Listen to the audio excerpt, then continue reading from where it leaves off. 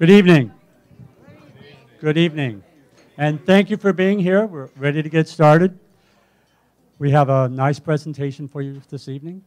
And I just wanted to begin, as our committee started talking about the campaign, and we were thinking about why this was a good time. And when you start to think about some of the things that we've done recently, we've just celebrated our 252nd year. So that's a lot to be proud of. We have an excellent Sunday school program, an excellent music program with high-quality people. And we have a minister that's been with us for 25 years and is working on her doctorate. So we have a lot of really positive things. We just finished our pledging, which was very successful. So I think that we're in a great position to start this campaign. And to start off, I'd like to introduce one of our members, Christine Armstrong, and she's going to tell you why. So why are we doing a capital campaign? Well, the reason is because every healthy, vibrant, vital church has a cyclical campaign that every 10 or 15 years they conduct a capital campaign to do projects that they can't otherwise pay for through their regular budget. Oh, sorry, I was supposed to put my slide up. Our last capital campaign was in 1996, 17 years ago. So we're a little bit overdue, but with the economy the way it was, we wanted to wait a little bit and be in a good position to do a successful campaign again. So the one in 1996 was very successful, and we know this one will be too. The process building up to this began in 2008 when we had our study circle groups. If you participated in that or remember us talking about that. So study circles happened over the winter of 2008, and out of that came a facilities work group. And they've been very active over the last couple years, looking at these priority projects, the needs and wants that came out of study circles, windows and other facility projects that we wanted to prioritize for our church to keep it looking good and having it be accessible and welcoming to everyone. So the facilities work group has been working very hard, and they've been talking to the congregation over the last couple years and presenting the work that they've been doing on the ramp and the windows and stuff like that. So they've been keeping us up to date on their work, and now it's time to move forward. And as I said, the projects that you're going to hear about in a minute are far too expensive to be paid for through our annual giving.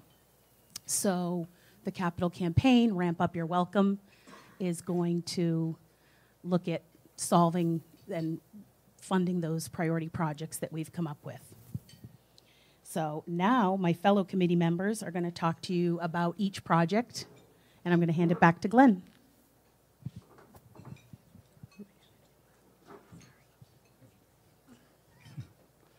Okay, thank you.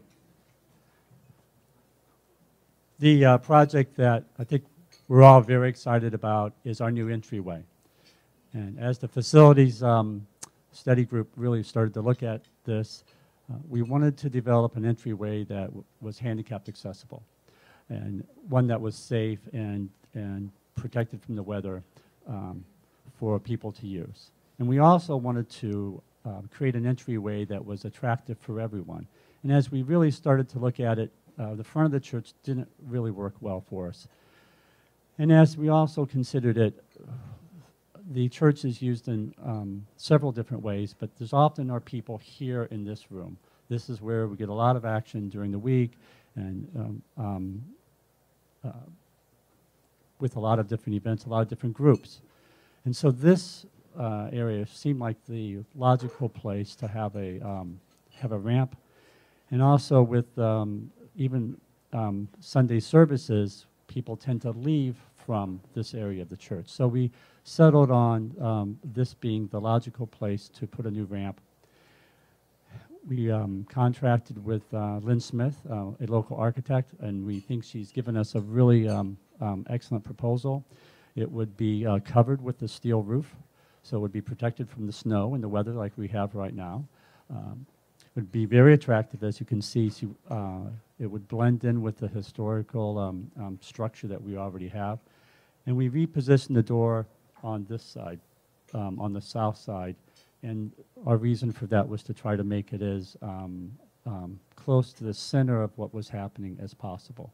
So we're very excited about this particular project. We think it'll make the church very attractive for people to enter. And then our second major project is new windows. And this window actually is looking out over the Long Island Sound, so it's not exactly East Woodstock Common. So, but you know, it's a good sales picture for us.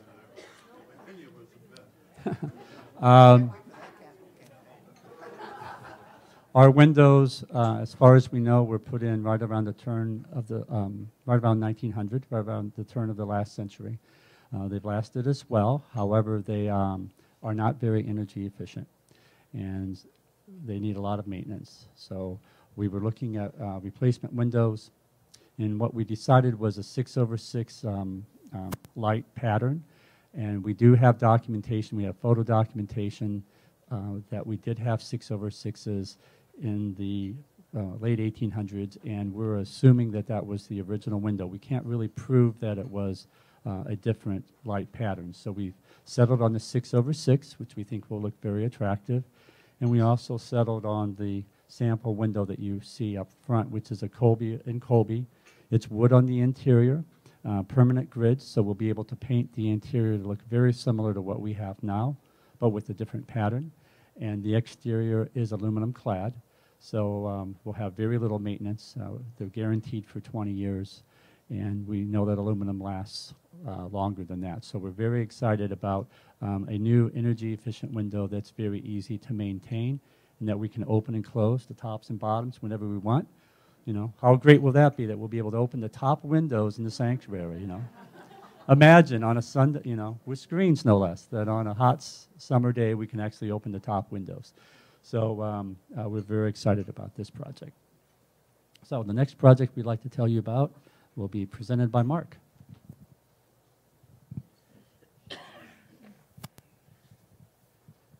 So I guess you would have to agree that the buildings that we have to keep up. And painting would be one of those. So wooden buildings periodically have to be painted.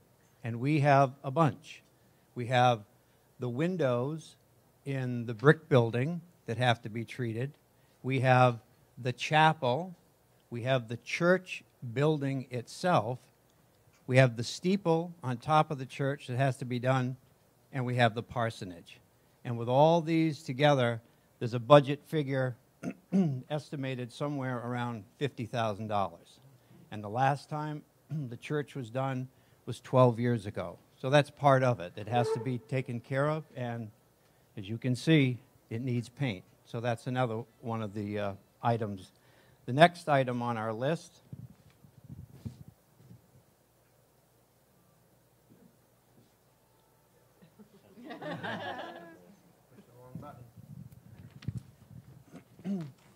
would be putting away some money for the buildings that we have right now, to take care of them for whatever might come up, whether it's a furnace or whatever. Money has to be set aside so we have an emergency fund. The sanctuary was built in 1832, the chapel in 1897, the parsonage was built somewhere around 1830, Fellowship Hall, 1958, and the Sunday school wing, 1996. All these items need maintenance.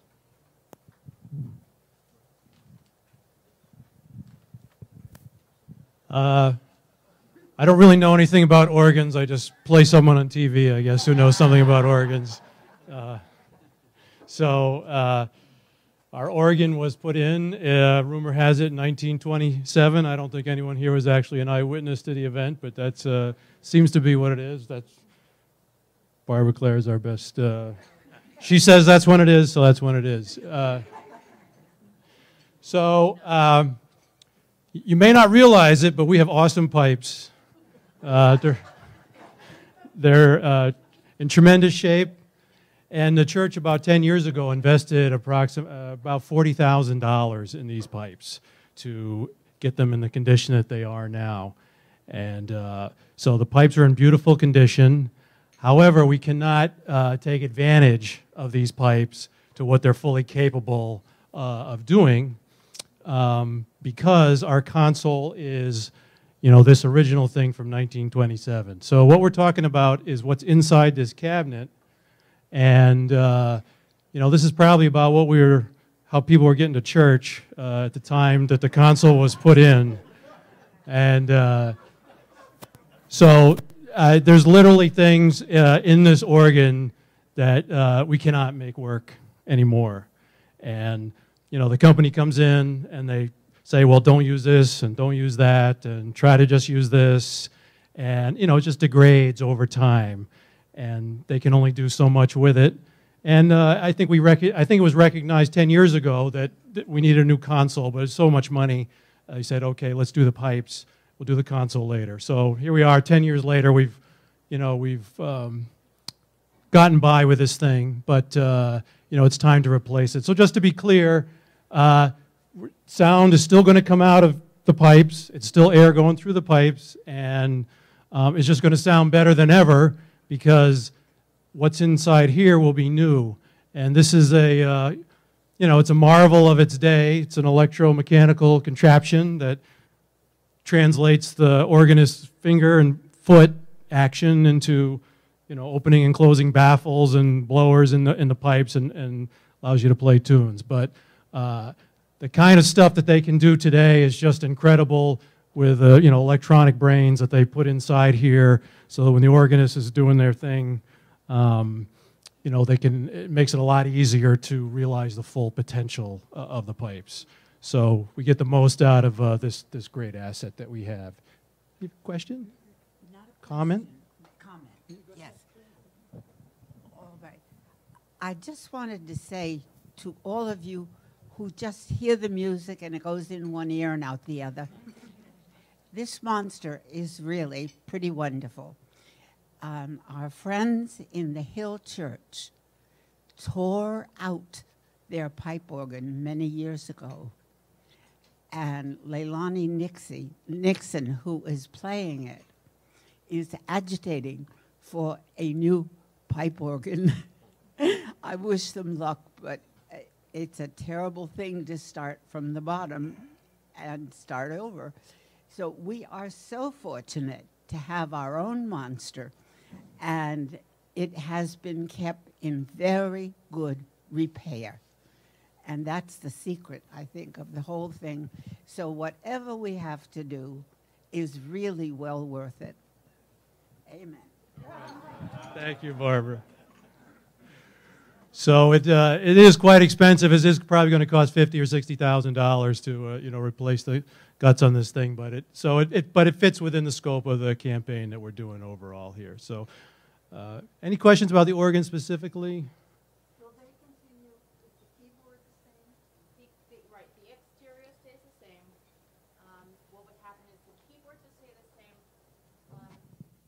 So underneath where the action for the manuals go, they were actually talking about putting in below the stops automatic pistons so that you can preset. So if you're really busy and you can't just push it down, you can have presets so that you can set it for whatever it is. Mike was also talking about kick pistons right above the pedal board, so that if you're really busy and you can't press something, you just kick it and you can keep going. And that would be helpful for Nancy if she decides she's going to do something else on a different manual.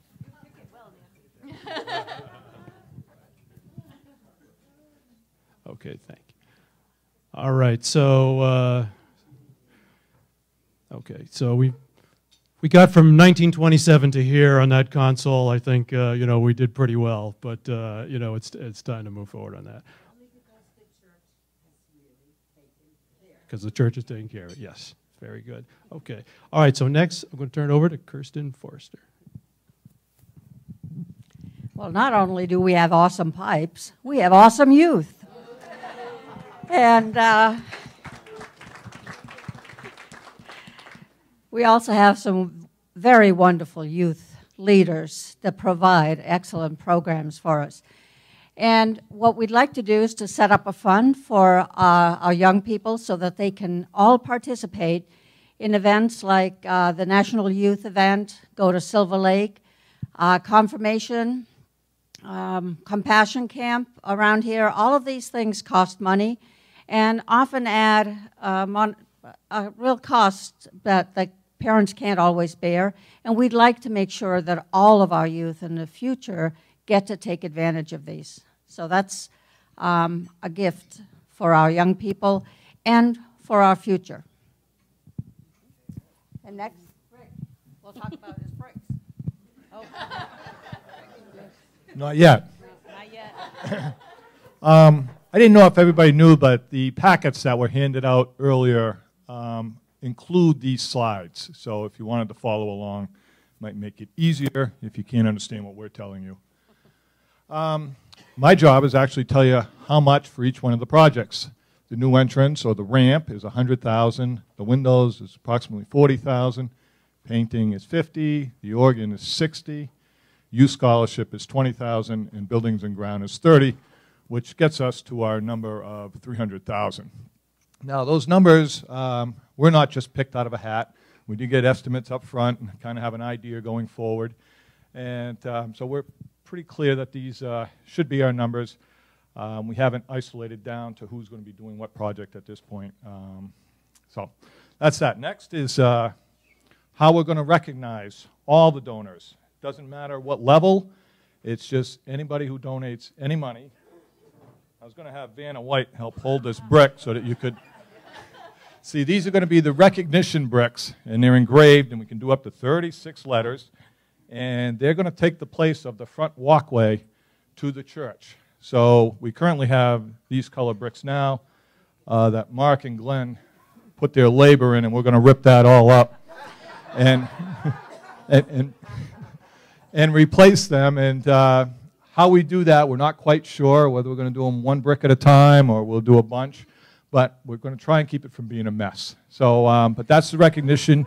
You will get your name engraved on a stone in the church that your ancestors can realize how much you adore this church and you've donated to our capital campaign.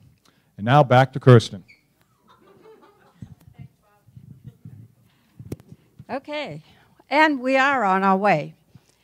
We had an event a couple of weeks ago where Patsy Bjorling helped us and our collector looked through our pledging lists and worked to see who were the givers that we could ask to get us started, and all of the committee members have already pledged.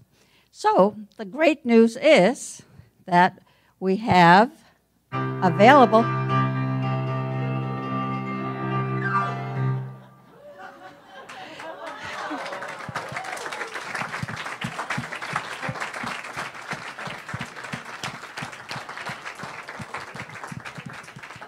So we already have 128,000 pledged. That makes it a little easier to climb up that hill on the ramp. And don't you just love Judith's graphics? Yes. They are awesome. So with this start, it's now your turn to help us raise the remaining 172,000. Sounds a whole lot easier than 300. Yeah. And we believe it's a very doable project. So you have this pyramid in your packets. I'm going to ask you to take a look at and see where do you see yourself, where do you fit as you pledge. And keep in mind that, yes, we do need gifts all over the pyramid, but these are just as many as important. You see, there's many and everyone on this, and that's what will bring it home and make us get a successful campaign. your pledge card. You can choose to pledge over 3 years, and that's what we're asking you to do, pledge. You can pay monthly, quarterly, annually, one time. Just indicate what it is that you'd like to do. Your electronic funds transfer is available. You will have a sheet for that in the packet as well. And don't forget that every gift counts. So we're looking for your support to help grow our church. Thank you.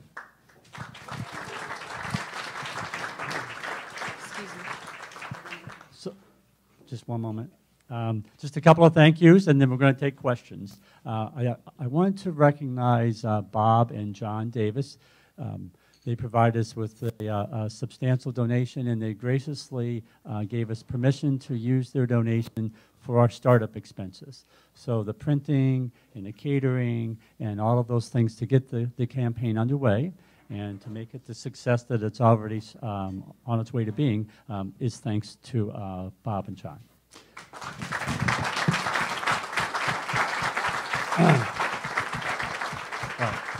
Right.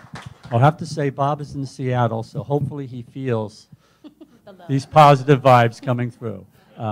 Also, I wanted to also thank very quickly Judith Wong. Judith has done an incredible job putting this dinner together tonight, as I'm certain you'll agree. So thank you, Judith, for all of your hard work.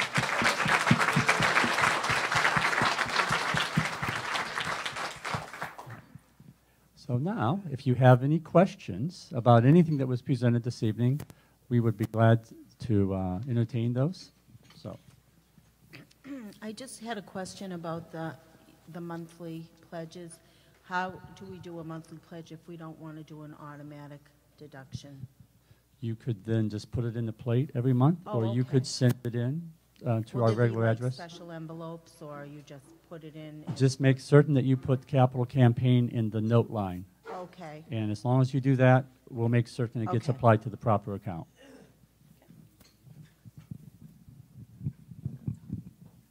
Since my mom slipped on the stairs, or the ramp coming up this morning, I'm anxious to know when the new construction is going to start for that new ramp. Do you think we'll have it for next year?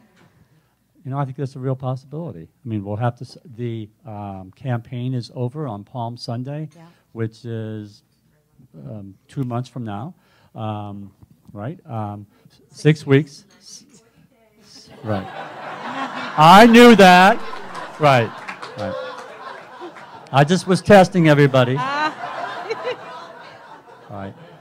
So in 40 days, we could very well be coming back to the church and saying, hey, we've got our $300,000. We're ready to get started. We'll start to work with contractors, and the entryway would be one of our first projects to entertain. So help us reach that goal, and we'll be on our way. Right. Other questions? That's all right. I'm well. Yeah, and Stuart, and we knew how happy you are to be here this evening. Oh, thank you, Glenn. With the extension out here, are you going to sacrifice parking places? Well, I would welcome you to look at the brochure, but the way the architect has it laid out, we maintain 3 parking places. They'll just be back closer to the street. So we are kind of concerned about the street. We talked to our first selectman, and he assures us that if we needed to go to one-way street, that we could do that. We'll have to look at that and make certain that it all works. But to answer your question, the way it's designed now, there'll be 3 handicap parking places. So you will sacrifice stuff. Well, possibly 1, but we really don't get much more than 3 in there right now. The ramp that we have will go away. The garbage cans will be moved over a little bit. So actually, we will be able to maintain 3 official handicap places. Other questions?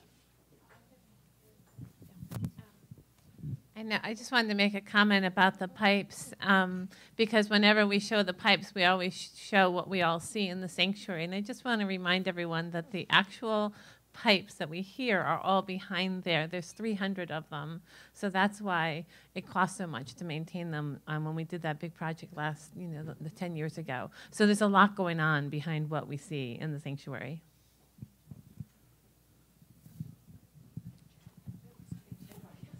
Any other questions? I just had a comment too, and I'm pretty sure it's in the packet, but if anyone's wondering, the pledges are due within the 6-week period. If you're wondering when the actual payments are going to start, we're hoping to start the payments in April of this year.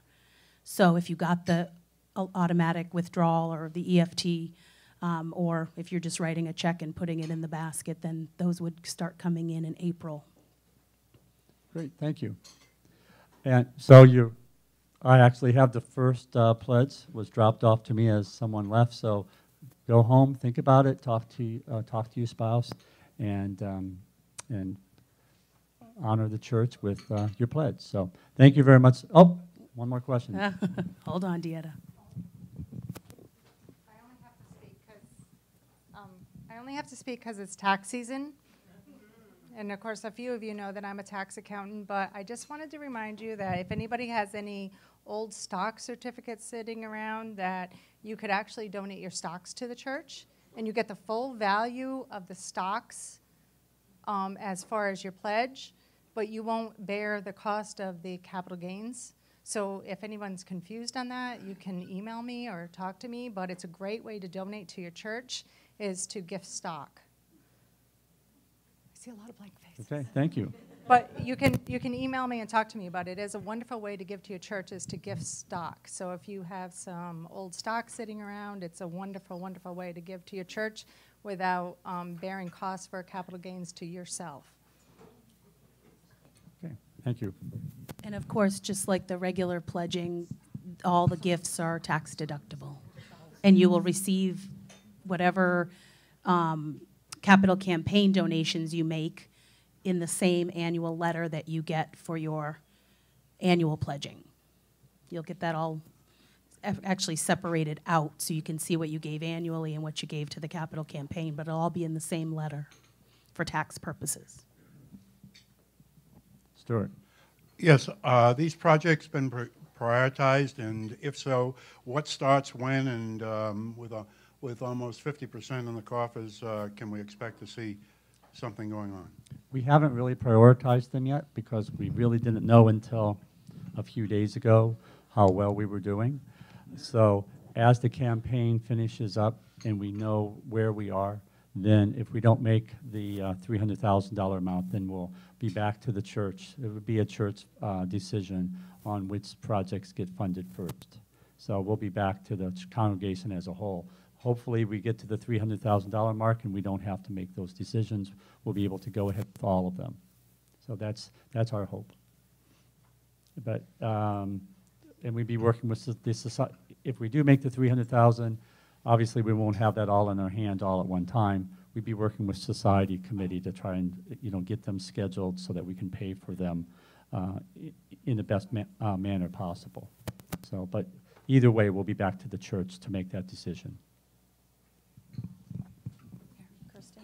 Just a quick comment on that. We had talked about the windows have a pretty quick payback in helping us save on fuel. And with the cost of fuel, that would be a good one to have in before next winter.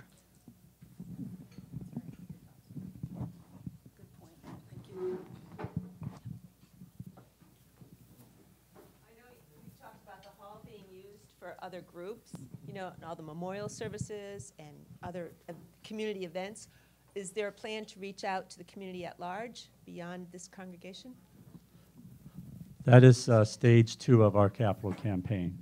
So first we reach out to the membership, and then we'll reach out to the community as a whole. Mm-hmm. So.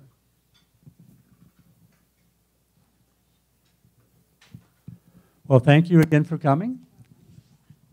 And hope you have a safe drive home and enjoy your evening. And yeah, wonderful.